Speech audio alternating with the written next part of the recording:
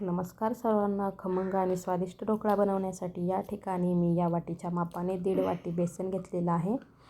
यामध्ये 1 चमचा साखर, अर्धा चमचा मीठ आणि पाव चमचा हळद या ठिकाणी मी घेतलेली आहे. हे मिश्रण छानपैकी एकजीव केल्यानंतर यामध्ये 1 कप पाणी टाकून छानपैकी मिश्रण तयार करून घेतलेलं आहे. हे मिश्रण 10 मिनिट रेस्ट करून घेतल्यानंतर यामध्ये 1 इनोचं पॅकेट मी टाकून घेतलेलं आहे. बघू शकता. इनोचं पॅकेट मिश्रणामध्ये टाकून घेतल्यानंतर हे मिश्रण एकाच बाजूने सतत हलत राहा, फेटत राहा, जेणेकरून ते फेटून झाल्यानंतर खूप छान असं वर फुगून येतं. बघू शकता तुम्ही किती छानपैकी मिश्रण वर फुगून आलेलं आहे. यानंतर ज्या भांड्यामध्ये तुम्हाला ढोकळा बनवायचा आहे त्या भांड्याला छानपैकी तेल लावून घ्या आणि हे मिश्रण ढोकळ्याचं त्या भांड्यामध्ये काढून घ्या.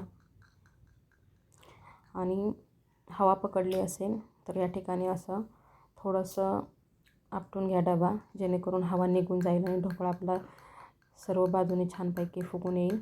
यानंतर एका कढईमध्ये मी गरम पाणी घेतलेलं आहे. यामध्ये जाळी ठेवून छानपैकी 15 ते 20 मिनिट मीडियम फ्लेमवर ढोकळा शिजवून घेतलेला आहे. हे पाणी गरम करून घेणं, पुन्हा भांड्याला तेल लावून घेणं, ज्या पद्धती आहेत ना त्या तुम्ही ढोकळ्याचं मिश्रण इनो टाकतो त्या अगोदरच तुम्ही तयार करून घ्या.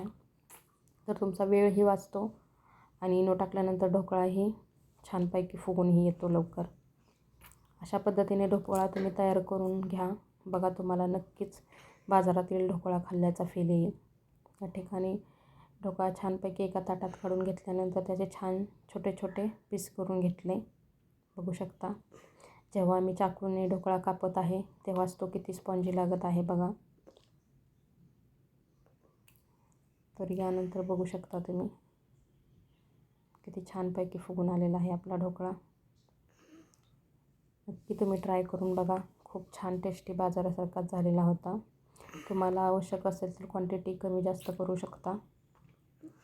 यानंतर एका भांड्यामध्ये 2 चमचे तेल घेऊन त्यामध्ये मोहरी, हिरवी मिरची आणि कढीपत्ता टाकून छानपैकी तडका तयार करून घेतला. यामध्ये अर्धा ग्लास पाणी ओतून त्यामध्ये 1 चमचा साखर आणि अर्ध्या लिंबाचा रस यामध्ये टाकून घेतला आणि हा तडका पूर्णतः या ढोकळ्यांच्या पीसवर टाकून घेतला. बघू शकता किती छान आपला हा ढोकळा तयार झालेला दिसत आहे. यानंतर यावर थोडीशी चिरलेली हिरवीगार कोथिंबीर मी टाकून घेतलेली आहे आणि अर्ध्या तासासाठी हा ढोकळा मी फ्रीजमध्ये ठेवून घेतलेला आहे. ढोकळा आवडल्यास नक्की लाईक, शेअर आणि सबस्क्राईब करा. थँक्यू.